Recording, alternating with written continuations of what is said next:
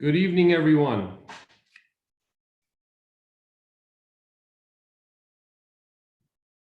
It's been a while. Nice to see everyone, and thank you for joining us tonight. This is technically my first class on a Zoom, but definitely not my first meeting. And for those of you wondering, I am wearing a real pair of pants. I know it's tough making jokes. You can't hear people laugh. But this class is in honor of all the Cholei Amecha Israel, everyone who's suffering from COVID-19, as well as any other illness out there. Also, for Tzvi Ben Pezla to have a speedy refuah shlema, and also in honor of everyone in our community that has stepped up big time to give chizuk to each other. So we're about to begin tonight's class. And what really prompted this class was over the last 6 weeks of quarantine, we've all been affected, some more than others. And at first it was more the unknown, the uncertainty, but most of us felt inside we're going to be fine because either we're healthy, we're young, we have faith in Hashem. And then unfortunately, it started hitting closer to home. Communities most of us live in, then even closer, the Jewish communities. Even young, healthy people started getting affected. Some unfortunately even passed away. And then even great rabbis got sick and passed away. So I began to think, am I more connected to Hashem than these great rabbis? Now pretty much all of our psychological defenses have been attacked. It seems like Hashem is bringing deen, justice, to the world. And it prompted the question, is Hashem happy with me? Is Hashem happy with all of his creation? So many of us have had this question or have this question. And the truth is we should have it every day, if not every moment of our lives. And the challenge is that many of us have mixed emotions to the answer, so we'd rather not ask the question. I'm sure Hashem is happy with me when I do mitzvot, when I do good things.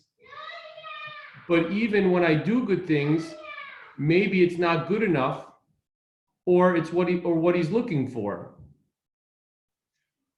Or when I'm doing something that's, let's call it borderline, the gray area, such as watching TV, going to a game, or on social media, in the back of their minds wonder if Hashem's okay with it or if he understands that they need it for their sanity. But again, they'd rather not ask the question because maybe I can't continue to do the things that I like to do. And then, of course, you have the last batch, the ones who do the clear-cut averot. They don't keep Shabbat, they don't eat kosher. They'd rather not get close to the question because it would mess with their lifestyle and conscience and bring out mental contradictions that are hard to live with. So Rabbi Wallerstein had the courage to ask the question. Now, for those of you who don't know, Rabbi Wallerstein has done an incredible job over the past 20 plus years in teachings, but specifically in mentoring young girls in the Jewish community that suffer from addictions or many different challenges. I mean, if you hear the stories, it's incredible. So Rabbi Wallerstein, about 4 years ago, he was in Israel for Yom Kippur, and he was praying at the Kotel. He was praying at the Western Wall. And after Ne'ilah, he went to go see a big mikubal. He didn't say who, but he went to see a big mikubal. And after he goes to the mikubal, he felt like $1 million after Yom Kippur. He went to get a beracha, and after he said to the mikubal, he asked, is Hashem happy with me? Now, Rabbi Wallerstein, has thousands of students. He's done incredible things. He says, look, to be honest, I knew it was a yes. It was just, I just wanted to hear it. I mean, it's a lock, right? I mean, think of all the things that I've done. So he asked the question to the Mikubal, and the Mikubal closes his eyes. And after a few seconds, the rabbi's like, come on, where's my yes? Where's my answer? I'm Rabbi Wallerstein. The Mikubal keeps his eyes closed for 30 seconds, for 1 minute, 5 minutes, 10 minutes, 15 minutes. The rabbi's like, what? There must be something wrong with the connection. He finally opens his eyes and he says, Zechariah Wallerstein, Hashem is not happy with you. He was totally shocked. He just was in disbelief. It just didn't make sense. So after it settled in for a few seconds, he says, but why? He says, because in many of your classes, you criticize and speak about Klal Yisrael, and they are Hashem's children. This was a dagger for him. So Rabbi Wallerstein said that he felt that when he's giving musar, he's giving rebuke to the Jewish people, that's what he needed to do. But he learned that it's all about positive reinforcement when dealing with Hashem's children. And he said over the past few years, his class styles have totally changed. So he gave an example. He gave an example of baseball, which I know is a dying sport. So for those of you who don't get it, I'll try to explain. So right in baseball, you got 9 players who are at bat, and your all-star, your slugger, your home run hitter, he's your cleanup hitter. He's the guy who hits it 4. He's your cleanup hitter. So now all of a sudden he's in a slump, right? He can't get a hit, this guy. And he's the guy that you paid the big bucks. So you have 2 choices. Choice 1 is you tell him, hey, why did we pay you so much? Get your act together or else we're going to bench you. Now he becomes a head case. He's overthinking. And typically things get worse. Or option 2, you tell him, listen, you're the best we got. We know you're in a slump, but we know you're going to get through it. And that's why we're keeping you in the lineup at number 4, our cleanup. We believe in you. He leaves empowered and he wants to practice and get better.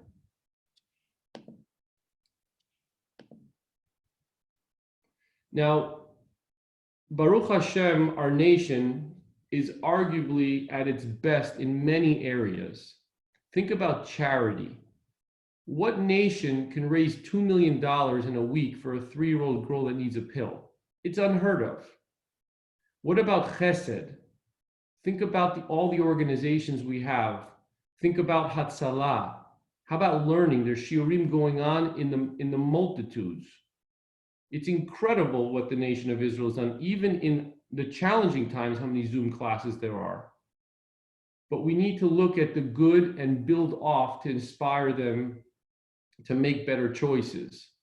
So I wanted to give 1 or 2 simple examples that are more close to home, not to baseball players. One simple example would be a wife telling her husband, you never help with the kids, versus, I love when you help with the kids. It makes it so much easier on me. And I love seeing you spend time with your kids. I mean, think about the reaction to either or. Or how about telling your kids, right? You're yelling at your kids, you never listen, versus you're such a good boy when you listen. It's all positive reinforcement. And we can try and list all the sins and mistakes people are making as to why we're in this pandemic, or we can step up to the plate and look at what we do right and build off of it.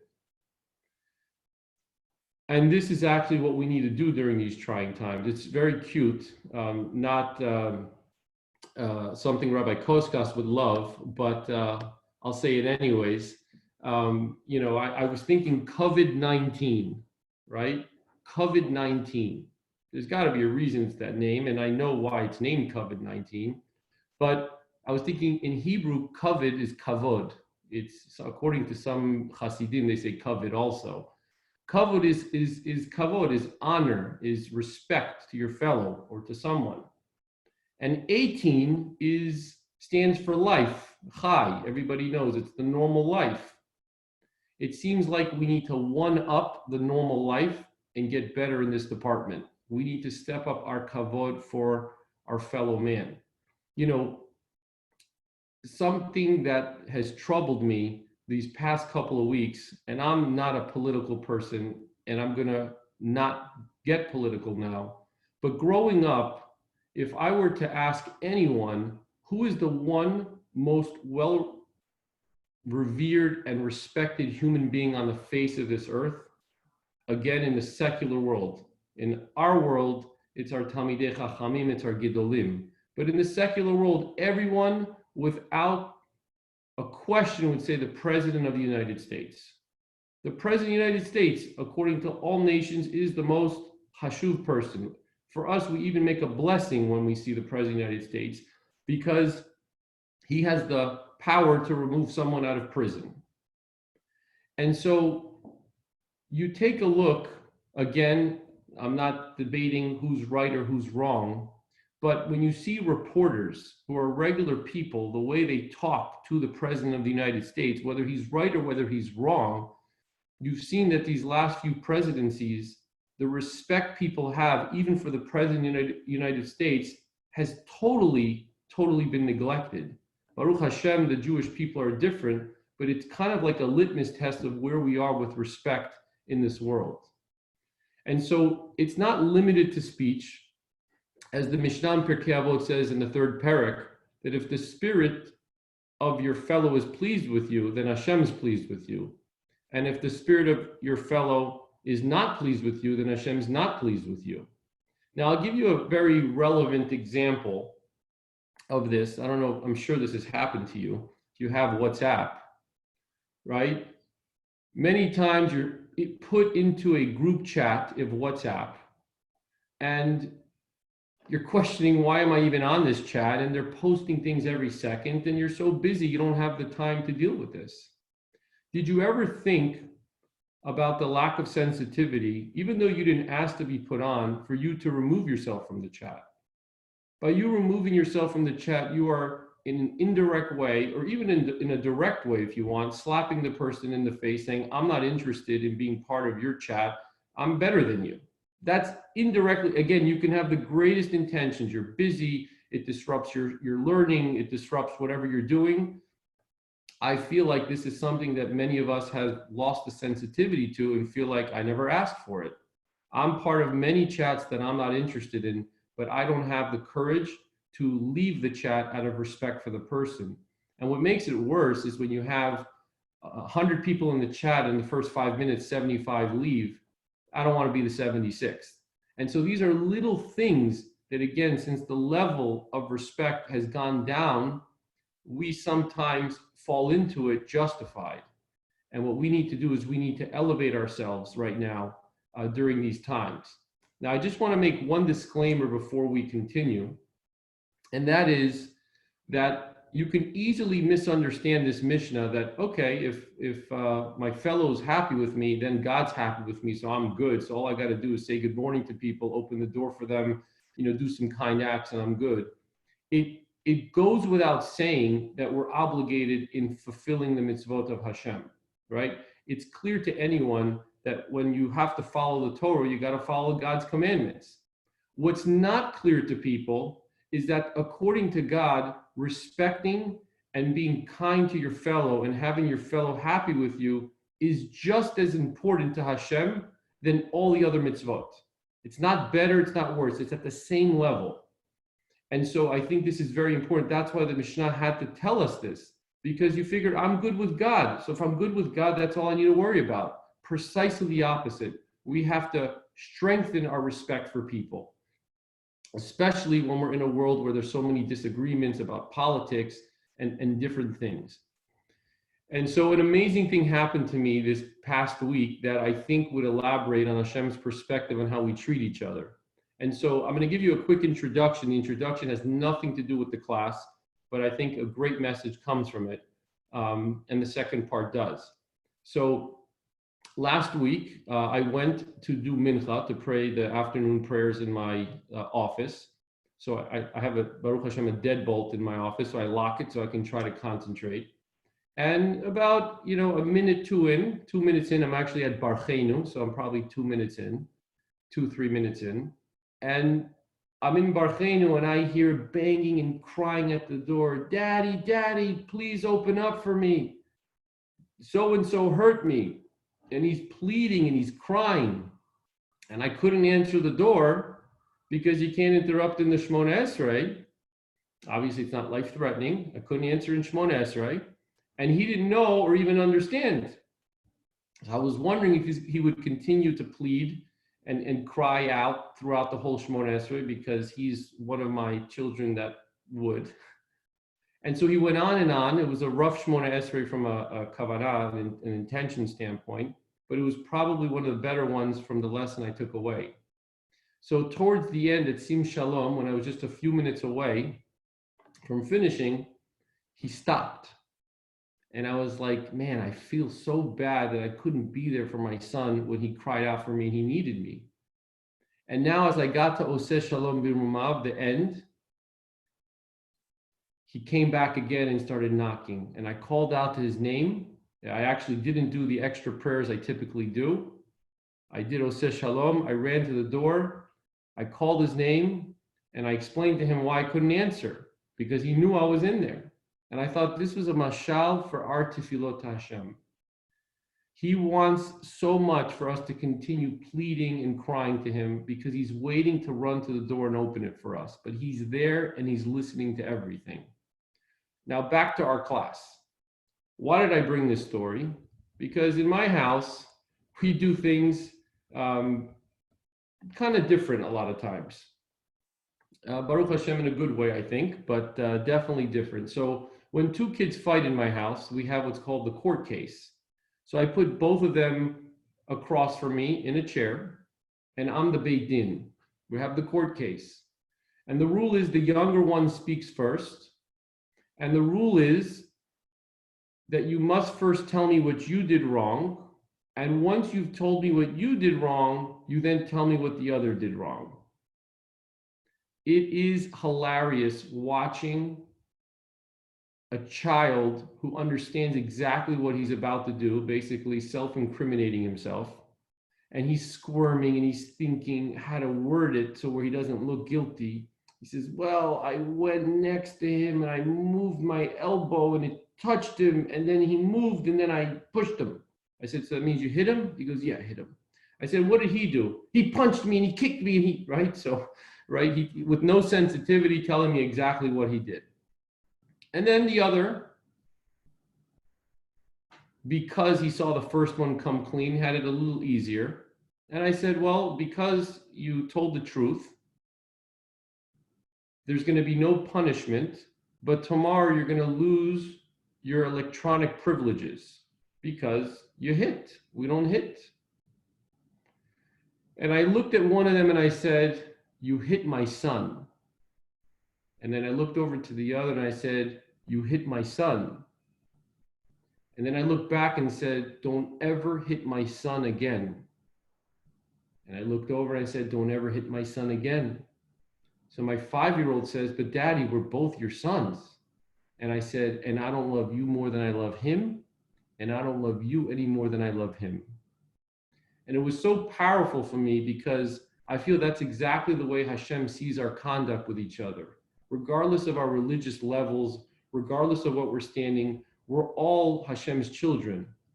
And Bein Adam L'Chavero, man and man, is the big one, ladies and gentlemen. We need to step up our game.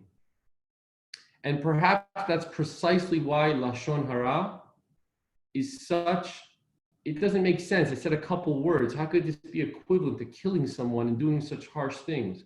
Well, let me tell you, you say something about someone's kid and the parent hears about it, even if he knows it's true, it drives him crazy. But there's another prohibition, which most of us, this is the sleeper that most people don't know about, called Ona'at Divarim, which is hurtful speech. And hurtful speech is so easy to do when you just hurt people's feelings. That's another prohibition. We can walk around all day thinking we're doing the greatest things, but if we're talking about people and hurting people's feelings, according to the Mishnah, Hashem's not happy with us. Now, this first portion of the class should be relatively understood. Just sometimes at a time like this, we're willing to pay a little more attention to it, or maybe there's more practical examples, just like the Mesilat Yesharim says in the introduction. I'm not saying anything that most people don't know. We're just emphasizing the importance of it for right now, that we need to step up our game. The second part or the second answer, better said, is is Hashem happy with me, is a total different approach, and they're actually not exclusive. I believe that this is a combination. Hashem is happy when I am happy. Now that we see that it's a parent-child relationship, it becomes clear that Hashem is happy when I'm happy. But you can ask me, Rich, you've lost your mind, right? What do you mean? There's so many kids that are happy and their parents are not happy with them. There's so many kids doing all types of things that are really not what I would want them to do, and I'm not happy. So what are you saying? So we really have to understand what real happiness is, and then the question goes away. So what is happiness? So Rabbi Schaefer, may he live and be well, he actually just recovered from COVID-19. His life was in danger. I heard the story. He has a book called Stop Surviving and Start Living, and I recommend everyone. It's an easy read, but it's such a chizuk. He brings such great examples. Rabbi Schaefer, Stop Surviving and Start Living. May he live and be well. And he brings in his book that this Viennese psychiatrist, Viktor Frankl, he was a secular Jew, and the Nazis made it clear that they didn't really care if you're secular or not. When they deported him to the concentration camps after the war, he wrote a book after he survived, Man's Search for Meaning. And part 2 of the book describes what life was like after the war. So he landed in the United States, and since he was a world-known psychiatrist, he opened up a practice on the Upper East Side of Manhattan. He explains that his new dealings were never like before. So he gave an example of an intake interview. So this lady walks into his office and he says, "Ma'am, how can I help you?" She said, "No, I'm depressed." He says, "Okay, I see. Is it your marriage?" "No, that's going well." "Well, is it your kids?" "No, they're fine." "Is it work?" "No, that's fine too." He says, "Well, what is it? Why are you depressed?" "I don't know, doc. That's why I'm here." The patient after patient, with no attributable cause, no trauma, no loss of a loved one, no income, his conclusion was, man without meaning will be depressed. So we already know that all the money and possessions in the world don't do the job. Did you ever think, how does a brand new car look old the second the new model comes out? Those who have had material very quickly realize material just doesn't do the job. It's a quick fix and then it runs out. Hashem created for us a destiny greater than simply going on, making a living, or eating another meal. I'll never forget walking to synagogue with my father at about 10, 11, 12 years old. We're walking to shul. We had these long walks, the best ever, by the way. People complain about long walks. Those are the best times to speak with your children. And so he said, I said to my father, I said, "Dad, what's the point of life? You're born, you grow up, you go to school, you go to work, and then you die." That was my question. So my father said, "Well, Rich, it was a tough question to take a snap at, to answer on one leg." And he says, "Well, there's a lot in between being born and passing away. It's what you make of it. It's the best of it." And so Rabbi Schaefer, he comes and says the following, that if a person wants to live a meaningful, satisfying life, he needs 2 key components. Number 1, he must dig deep and understand who he really is. Most of us walk around, we don't even know who we are. We're just trying to be like other people. Who are we? What are our needs? Understand that we have a soul that has to be cared for. And most people, or some people, understand that and build off of it, and others, they need to be an inspiration for others to see. The second component is once he understands himself, he can engage in the experience that brings happiness. And this is the answer.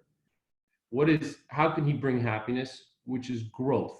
According to him, when you are a person of growth mentality, when you're someone who wants to grow, that is someone who is happy. You ever notice truly happy people are people who want to grow? They just want to get better. They're not perfect, and they know they're not perfect. That's precisely why they want to get better. And it seems like those people who are always trying to grow are the people that are truly happy. Now, it's not about what level you're on, it's about being on the ladder. We all are on a ladder connected to Hashem. Some of us are on the bottom of the ladder, some of us are in the middle of the ladder, some of us are higher up on the ladder. As long as we're on the ladder, it shows our commitment to growth. And as long as we want to grow, that's what Hashem cares about. He knows where we were born, He knows what our upbringing was.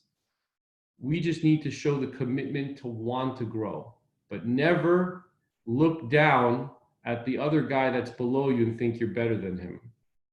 So the question is, how am I supposed to grow when I'm quarantined and I can't do the things I want to grow in? It might seem like Hashem doesn't want me to grow now. So interestingly enough, one of my sons during the quarantine wanted to start wearing tzitzit again, right? He was a little loose with tzitzit. And so he puts on the tzitzit for the first day. And the first day he's walking around, and all of a sudden one of the young ones pulls it and tears it, becomes pasul. So he's thinking, maybe Hashem doesn't want me to wear tzitzit. So I said, it's precisely the opposite. Hashem wants to see how bad you want to wear it. Are you going to give up now? Or are you going to step up and say, I'm not giving up now?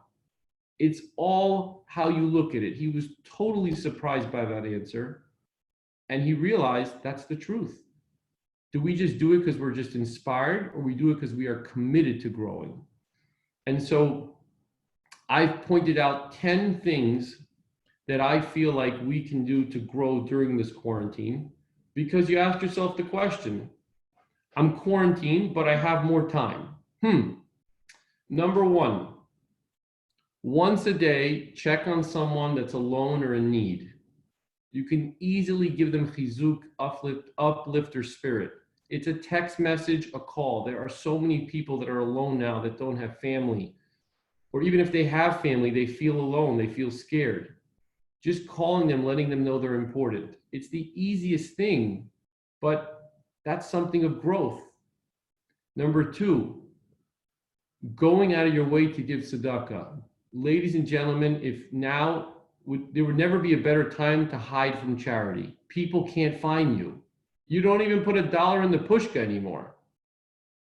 People can text you, help out. Nobody can find you. So if you're not looking to give charity, you're totally off the hook.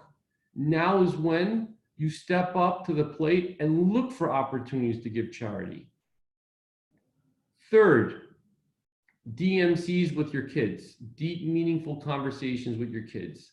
There has never been a time to spend more quality time. We live in the same house as our family, but many of us don't even know our family members. Now to find out who they are, what their goals are, what they want to be, what's important to them. And if you don't know how to ask or you don't know the questions, please reach out to me. Baruch Hashem, I have many, many discussions to talk with kids, even to initiate it. There was actually a rabbi that was talking to a real estate developer, and the real estate developer said some difficult phrase in his industry, and the rabbi said, "What's that?" He goes, "You don't know what that is?" He goes, "No, I don't know what that is." He says, "Okay." They continue talking, and they start talking about the developer's son, and he says, "Oh, what tractate, what masechet is your son learning?" He goes, I don't know. He goes, "You don't know what tractate your son's studying, what masechet your son is studying?" So look how interesting how he felt like he knew more because he knew a term, but he doesn't even know what his son is doing. Now's the opportunity to build quality time with our children. Number 4, kiruv, outreach. Invite someone to a class. You don't need to be giving the class. There's so much time you can inspire other people, or maybe you can learn with someone. Number 5, make a set time to learn. Everyone always says, oh, if I just wasn't so busy, I would make a set time to learn. Now's the time that you have. Set it for 10 minutes, for 20 minutes, and then, like we said, build on it. Number 6, add 1 minute to your Shmona Esrei. Just 1 minute. It can't be the same Shmona Esrei that we say all the time, rushed. I told my son as we're studying the Mesilat Yesharim together, I said, you can tell how a person envisions his prayer by the way he does Oseh Shalom. You know, the people that do the quick 3-step drop back like a quarterback, they just take the 3 quick steps, they do the little shift and they're out. Versus somebody who does the proper bow, his 3 steps, you can see how he sees his prayers. Number 7, reflection. Lock yourself in a room for 5 minutes a day. Even meditate if you want. But focus on yourself, finding out who you are, getting to grip with who you are. I've learned to deal with, I'm never going to have a 6-pack, and I'm totally okay with it. Once you're okay with who you are, you become a happy person. But I tried getting it once. I actually worked out at the Eden Rock Spa, and I hired Mr. Michigan. This guy was 6'4", buff and ripped, and he told me what I had to do to look like him, and that was eat about 8 cans of tuna a day, do all types of ridiculous things, and I did it up until I threw up one night, and I said, I can live with being myself. What commitment these guys have. 8, funny enough, work out. Just because you're not going to be Mr. Michigan doesn't mean you don't need to work out. Just because you're quarantined doesn't mean you can't get on the floor, do push-ups, do crunches, do any type of aerobics to get your blood flowing and feel good. There's nothing like the way you feel after you work out. 20-minute workouts, 30-minute workouts, there's even things that are 7-minute workouts. It transforms you. Number 9, game night with your kids. Once a week, make a game night with your kids. You don't even need a game. Over the holiday, we played charades. You should have seen me acting like a dolphin and the things that I was doing. We had so much fun. It was incredible. 10, eat a meal daily with your family. Why does it only have to be Shabbat? Okay, maybe when we get back to quote unquote real life, things would change, but at least for right now. So coming back to our original question, Hashem is happy when we are individuals of growth mindset that treat, speak, and text nicely to our fellows.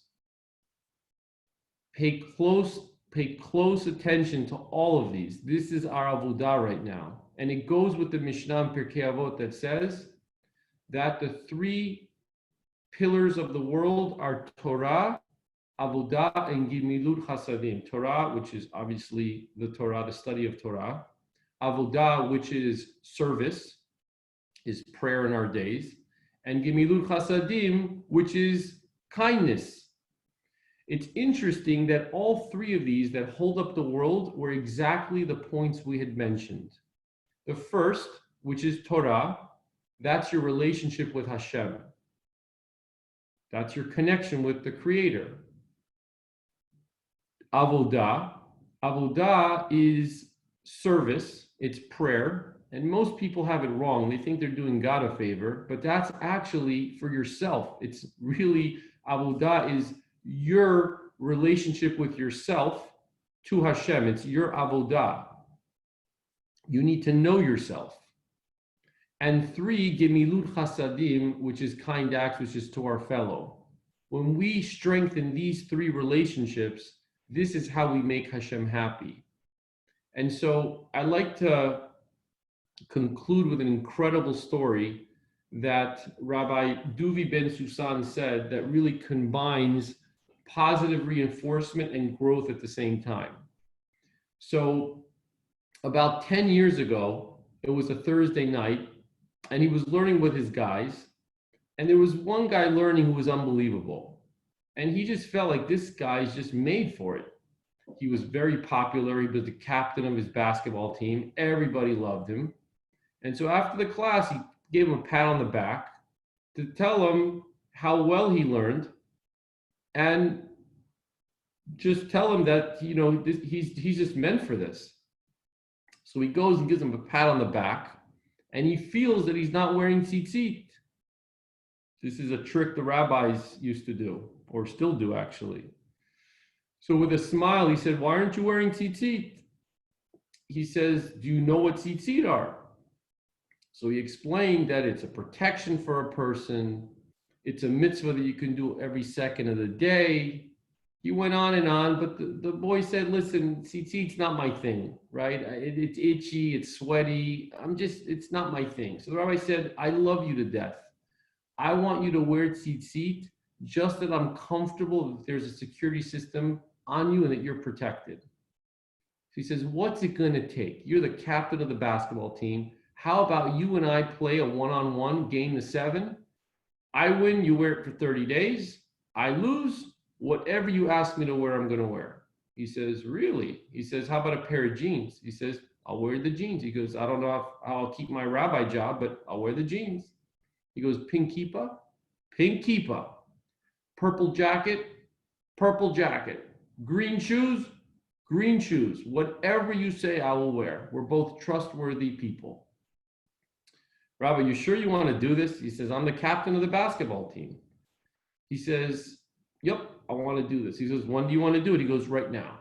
He goes, "Right now? It's a Thursday night at 10 o'clock. Where are we going to play?" He says, "Let's go to your gym in your school. I'm sure it's open." He says, "But what about your gear? What about your clothes?" He says, "Maybe I'll take off my jacket. I got my white shirt, my tie, my pleated pants. I'm good." So they get to the gym. He gives the rabbi a pair of shoes, which was a few sizes too small. His toes were curled up. And he goes on the court and he says the Tefillah to Hashem. He says, "Hashem, I'm in over my head here. I don't know what I'm doing, but I'm doing this for you. Please help me. I'm trying to be mitchazek this boy." So the boy said, "You want to warm up?" He says, "No, kid, I haven't played in 10 years. It ain't going to help." So age before beauty, the rabbi got the ball. As he's saying a Tehillim, he takes his first shot with his eyes closed. Swish, nothing but net. Takes the next shot, 2-0. So the boy says, "Wow, Rabbi, you're going to give me a run for my money." All of a sudden, it's 2-2, 4-2, 4-4, 5-5, 6-6. Now you got to win by 2. 7-6, Rabbi's in the lead. Point game. He's dribbling around at the top of the key, saying Shir Malot. He says, "Hashem, just one more basket. I just need one more bucket." So Oz makes a move, takes the shot, and in slow motion, watching the shot, it looks like it's good. And he knows it's going in. All of a sudden, it hits the rim, rolls around like the toilet bowl. And as he's walking off the court, the ball bounces out. He's off the court. The boy gets the ball, takes it behind the key, the foul line, takes a layup. Game over. The rabbi was in shock. He looks up and he says to Hashem, "Whose side are you on?" So he's so troubled. The rabbi goes over to shake his hand. And as he was about to walk away, he gives the rabbi a hug and he says to the rabbi, "I want to tell you something.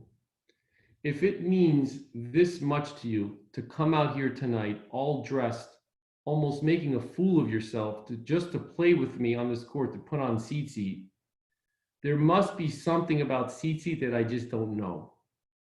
I don't know a lot of people that would go that far for something not that important. You know what, Rabbi? I'm going to put on the tzitzit and you don't have to wear all those colors."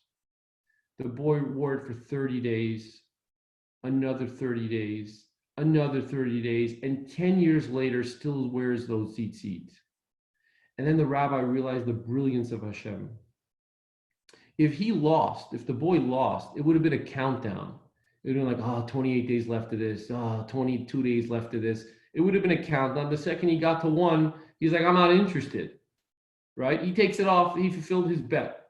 But the fact that he won, it was built on warmth and love.